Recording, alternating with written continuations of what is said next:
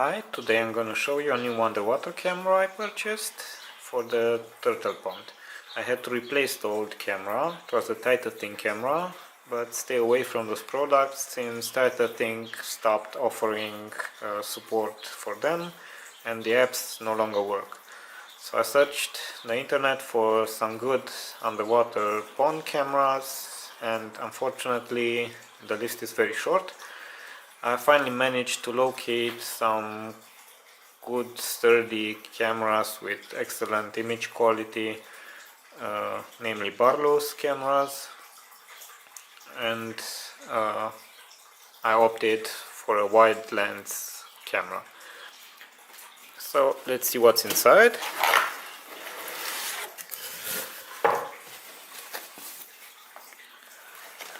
Basic instructions manual. So this is an IP camera. It is not a wireless IP camera, so I had to install a range extensor for my Wi-Fi network near the pond, and from there I installed the cable to the pond. I will show you a little bit later. So we have here some screws in case you want to mount it on some sort of support. There's a basic 12-volt charger, the jacks for the cable and the charger, a stick with some software on it, a sturdy 10-meter long cable,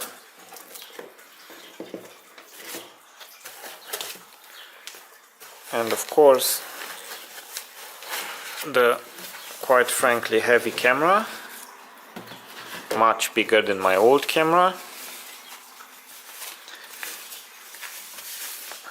So this is it. The casing, the support, everything is made of stainless steel, very sturdy. The nice thing about this camera is that it's got 4 LEDs with white lights, so you can use regular light at night to see what's going on underwater, and 3 infrared lights, so you can opt for a night mode too. But these won't work very good if the water is particularly murky, like for example full of turtle poo.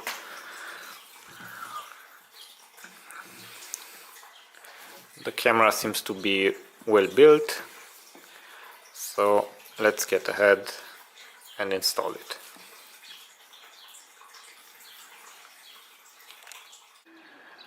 Okay, so this is the pond where the camera will be mounted.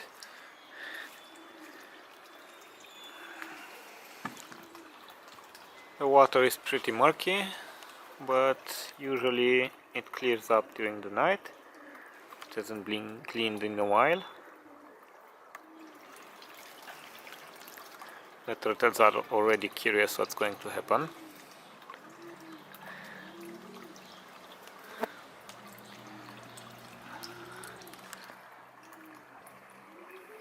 So let me show you what I'm going to do. I have some cables underground and an internet cable, and the box with all the electric stuff is here. So that's where we need to connect the camera. Okay, let me open up everything.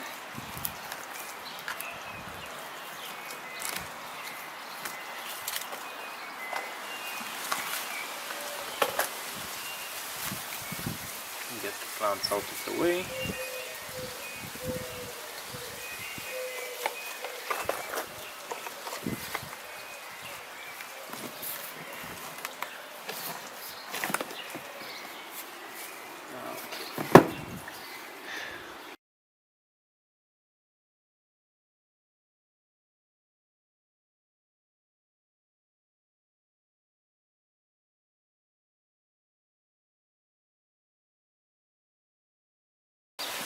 So I've already got some stuff here. The internet cable, from the range extensor, since I told you that a camera is not wireless IP, so you need to have a physical cable near the place where you want to mount it.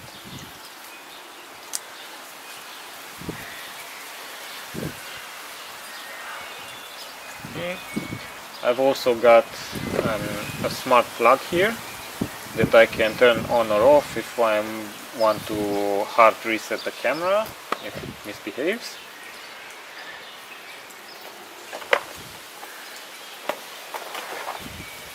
Okay. So let's unwind the cable, the camera goes to the pond. So this camera is more than just a fancy accessory. Since I'm working with endangered turtles, I really need to keep an eye on them, and sometimes there's a risk of drowning even if they are aquatic turtles, especially when the females have eggs. They sometimes have trouble reaching the surface, so I need to see that and lend a little help if needed. That's why I really wanted to have an underwater pond camera.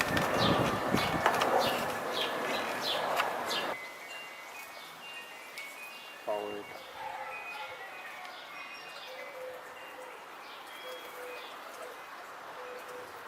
We got power. Everything's okay. We're in the green. So let's fit everything back together.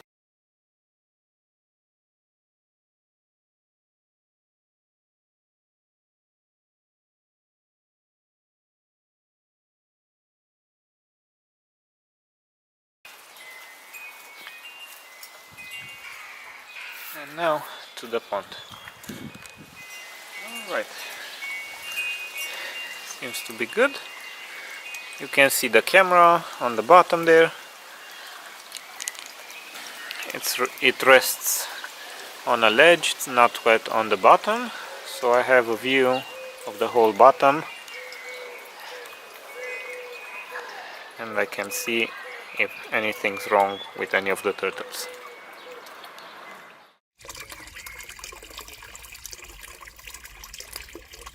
So I had to tinker a little bit with the camera because the turtles kept tipping it over. So I installed this base from a plexiglass, just screwed it on. And this side will be placed under a rock on the bottom of the pond. Hopefully it will give it more stability and the turtles will stop tipping it over.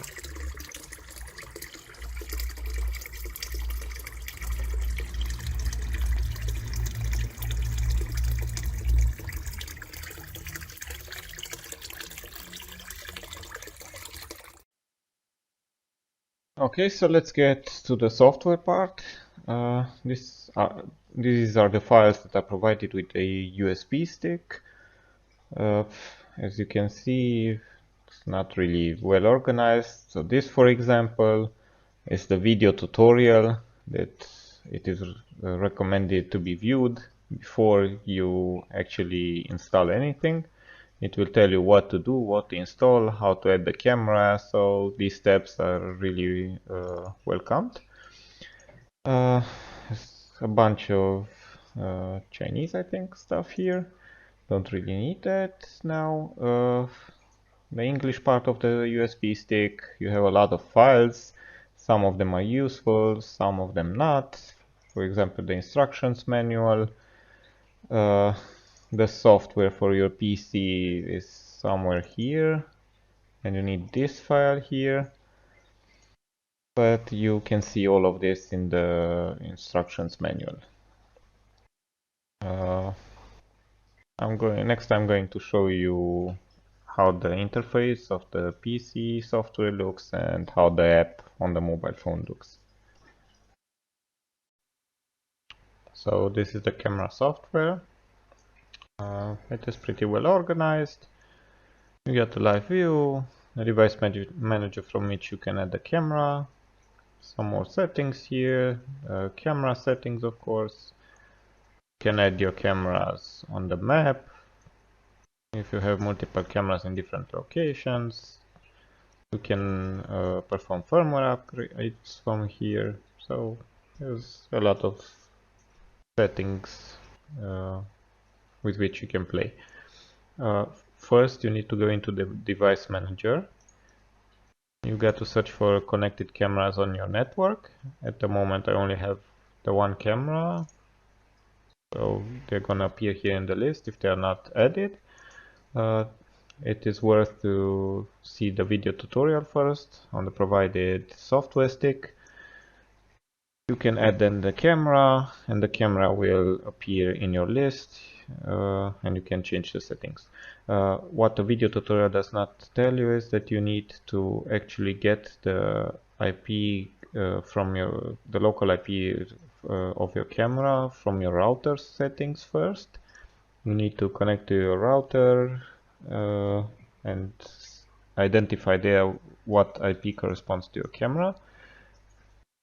They tell you that there's a default IP assigned to the camera 192.168.1.10 labeled also on the product, but my router automatically assigned a different IP, so I had to find out what IP belonged to my camera. So this is my camera, I've added it, and now I can actually go into the live view. You can have multiple cameras at the same time. I still haven't managed to find out how to save the settings of one interface.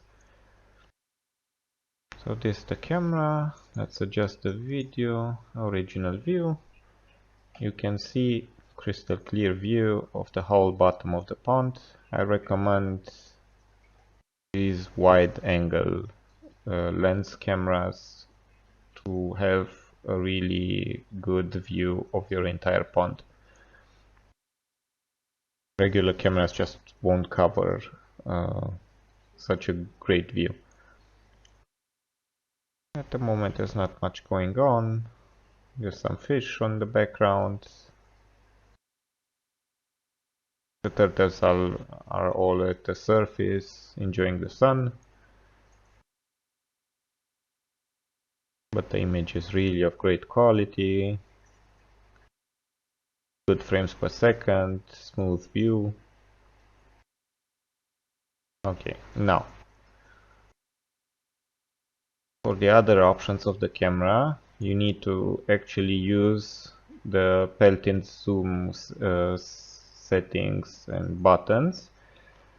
Although the camera does not have these functions, but from these buttons, as you can read in the instructions, you can adjust light settings, infrared settings, intensity, and automatic lights on or off.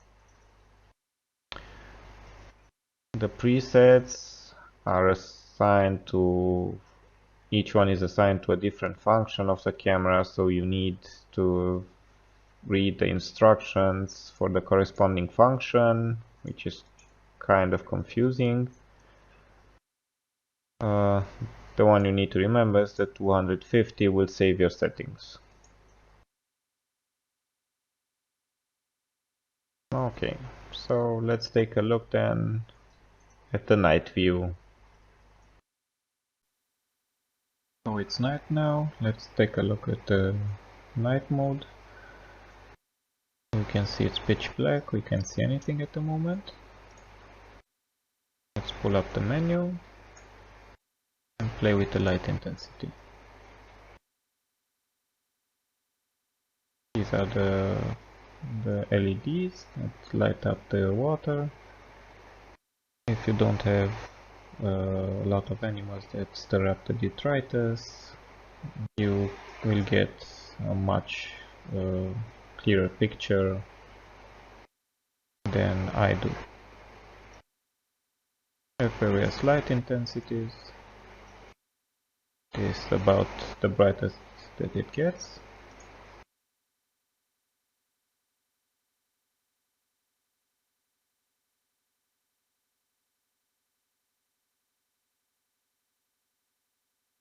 Okay, you actually have 10 levels of brightness here.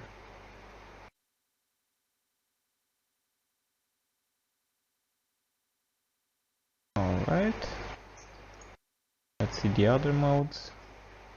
So this still the regular lights, only in automatic mode.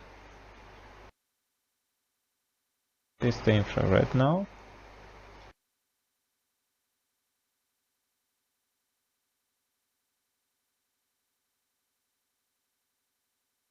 As you can see, even in infrared mode, if you have a lot of detritus, it will interfere with the quality of the picture.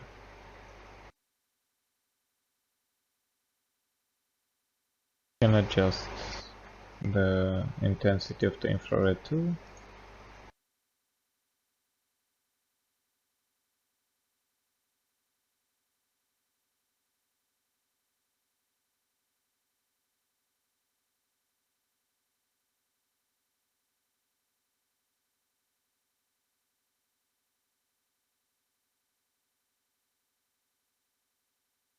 Okay, so that's about it with the quality of the picture at night with lots of animals in the pond.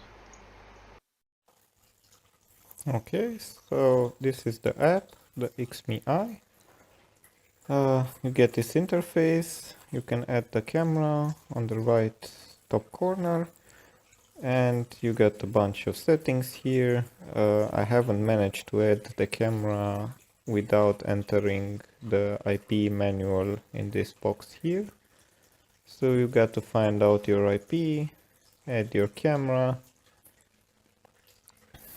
and then you can do the other settings, okay? I've already added the camera here. Unfortunately, because it only works for me with a local IP, I can't actually connect to the camera from outside of the network. For that, you need to set up a VPN with your router or forward some ports. I wouldn't recommend the latter option. Setting up an open VPN on your router is not that difficult. However, it didn't work so smoothly for me, and I'm still setting up the settings, so I can't show that part. Here's the interface. It's a basic interface, actually pretty light with the buttons and menus. I like that. You got a stream, some basic options, HD, SD, stream, depending on your connection on the internet. Then you got the menu with which you can kill the lights, turn them on, adjust light intensity.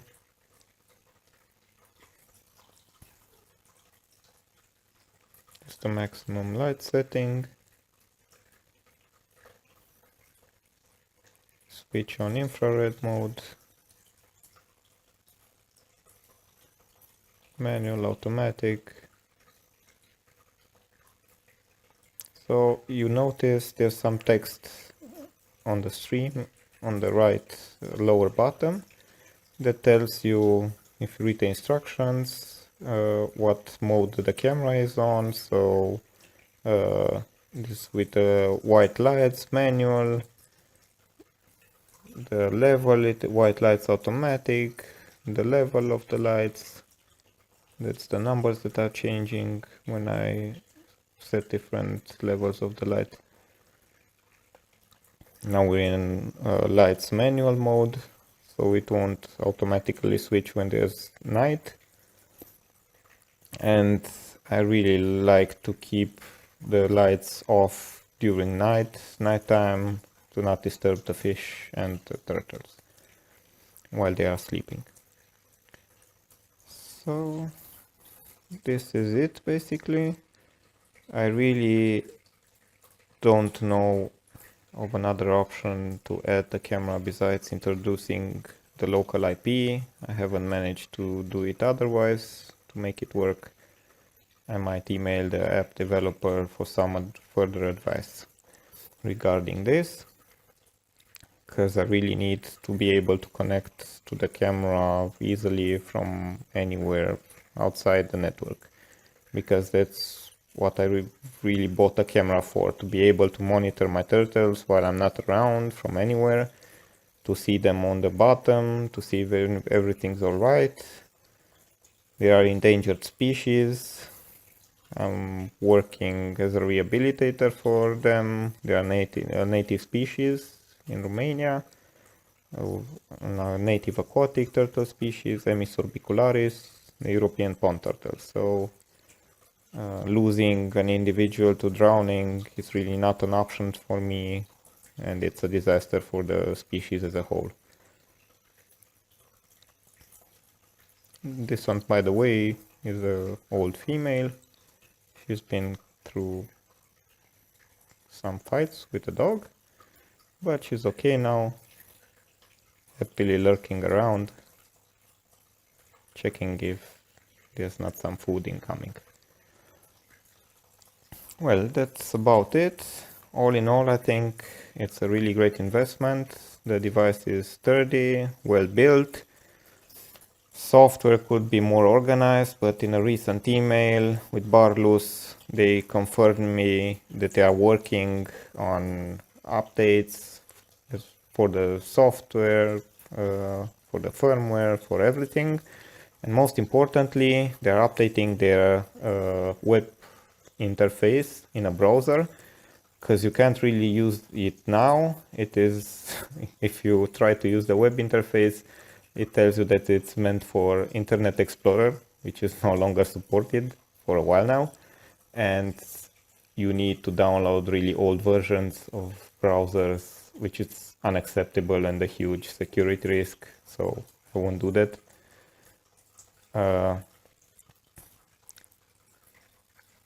And they really need to update this part so it works with the most recent versions of browsers.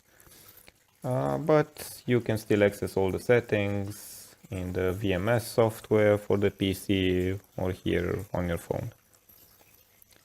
So thank you for watching and sticking around. Hope you enjoyed the video. You know the drill. Like, subscribe. Bye.